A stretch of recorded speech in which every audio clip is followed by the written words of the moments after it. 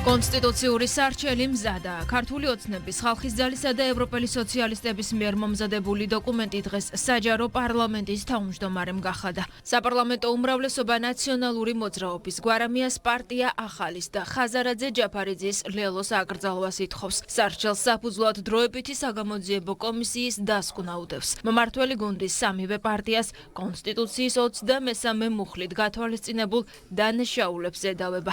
უზენაესი კანონის 23 მუხლი დაუშვებლად მიიჩნევს ისეთი პოლიტიკური პარტიის საქმიანობას, რომლის მიზანი საქართველოს კონსტიტუციური წყობილების დამხობა ან ძალადობის შეცვლა, ქვეყნის დამოუკიდებლობის ხელყოფა, ტერიტორიული მთლიანობის დარღვევა, ძალადობის პროპაგანდა ან ეროვნული შუღლის გაღვივებაა. სარჩელში თავმოყრილია ნაციონალური მოძრაობის მმართველობის 9 წელი და დამატებულია სააკაშვილის პარტიის 13 ოპოზიციური წელი. დათვლილია ყველა საბოტაჟისა თუ ხელისუფლების რევოლუციის გზით შეცვლის მცდელობა.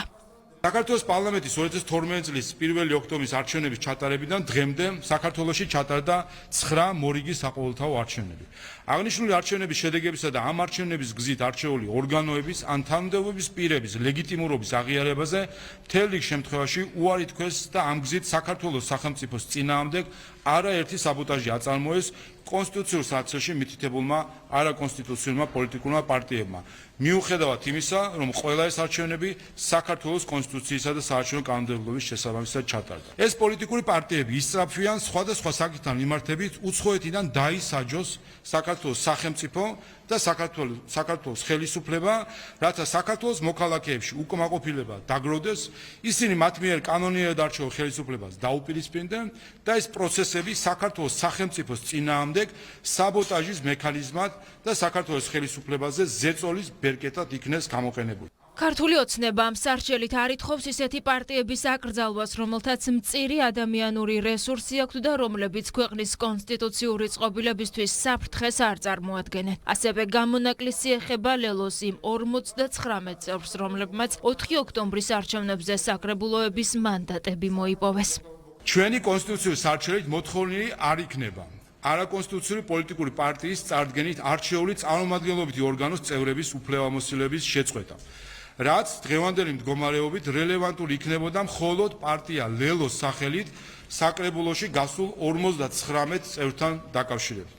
ამით უპირველეს ყოვლისა გსურს პატივი უცეთ მათ ამომრჩევლებს და განსხვავებით თავად პარტია ლელოსგან, რომელმაც მისი ამორჩევლისგან მინიჭებული საპარლამენტო მანდატების მიღებაზე უარი თქვა, საკრებულოებში შევინარჩუნოთ ამორჩევლის მიერ გაცემული მანდატი. ზემოხსენებულ პოლიტიკურ პარტიებთან ჭიდროდ დაკავშირებულია სხვა პოლიტიკური პარტიებიც, როგორებიცაა ელენე ხოშტარია, დროა და გირჩი მეტი თავისუფლება, რომლებიც სინამდვილეში კოალიციას ცვლილებისთვის გვარამია მელია გირჩი დროას შემადგენლობაში არიან, თუმცა ფორმალურად დამოუკიდებელ პარტიებად არიან რეგისტრირებული.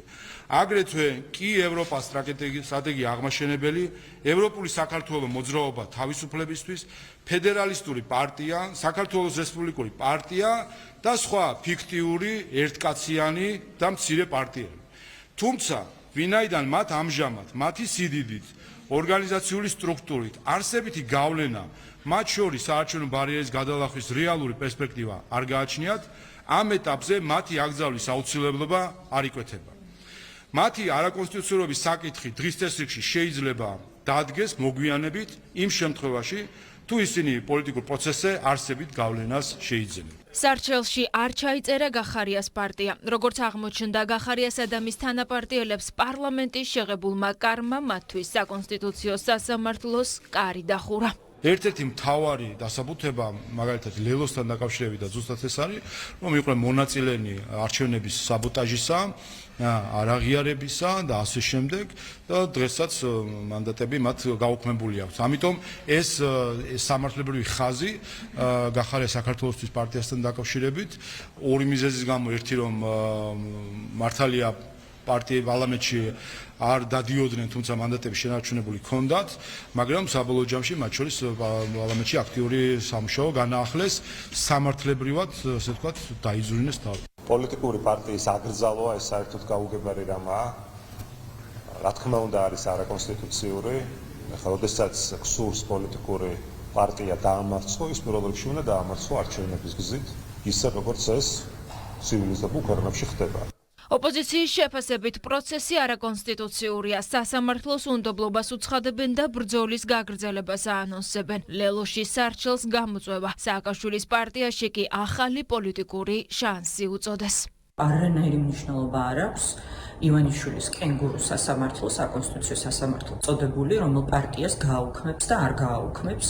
ეს შეიძლება გახდეს ახალი შესაძლებლობის შანსი იმისთვის, რომ დემოკრატიული პოლიტიკური ძალები, ის ადამიანები, რომლებიც რეალურად ებრძვიან ივანიშვილის მოღალატე კრიმინალთა ბანდას და იბრძვიან ამ ქვეყნის უკეთესი მომავლისთვის, გავერთიანდეთ. ჩვენ ვაგრძელებთ ბრძოლას და წინააღმდეგობას. რუსულ რეჟიმს, რომელსაც აქვს დავალება, რომ ამ ქვეყანაში გააქროს პროდასავლური სახალხო ოპოზიციური ხმა, მათ შორის კოალიცია ძლიერი საქართველოს და ლელოს სახით, ჩვენთვის ეს არის ისეთი გამოწვევა, რომელსაც აუცილებლად მოუძებნით წინააღმდეგობის გზას. პარტიები ეს არის ინსტრუმენტი დემოკრატიისთვის, სხვა შემთხვევაში ხელისუფლებას და რეჟიმებს ცვლის ხალხი. მილიონამდე საქართველოს ამომრჩეველმა გადაწყვიტა, რომ ქართული ოცნება ვერ იქნება ჩვენი ხალხის და ჩვენი სახელმწიფოს წარმომადგენელი. ამიტომ მნიშვნელოვანია ვიცოდეთ, ჩვენ ყველა ბერკეტს, ყველაფერს გამოვიყენებთ იმისათვის, რომ ქართული ოცნება დამარცხდეს. ქართულმა ოცნებამ კი ქართული პოლიტიკური ველის გაჯანსაღების მიზნით სამართლებრივი პროცესი უკვე დაიწყო. როგორც აცხადებენ, ასე მილიონზე მეტი ამომრჩევლის დაკვეთას ასრულებენ. განიმარტა ისიც, თუ რატომ გაჭიანურდა სარჩელის მომზადების პროცესი. ჩვენ მიტინგზე არ მივდივართ, ჩვენ მივდივართ სასამართლოში და იქ ცარიელი ფრაზებით თავს ვერავინ ვერ გაიტანს.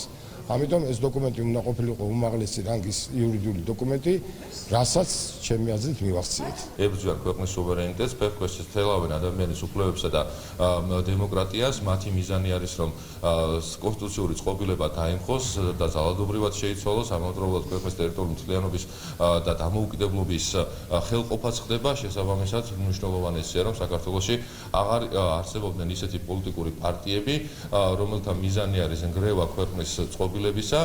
ქართული ოცნება საკონსტიტუციო სასამართლოს სარჩელით უახლოეს დღეებში მიმართავს. მას შემდეგ, რაც საპროცედურო საკითხთა კომიტეტი სარჩელზე ხელმომწერ დეპუტატთა ნამდვილობას დაადგენს.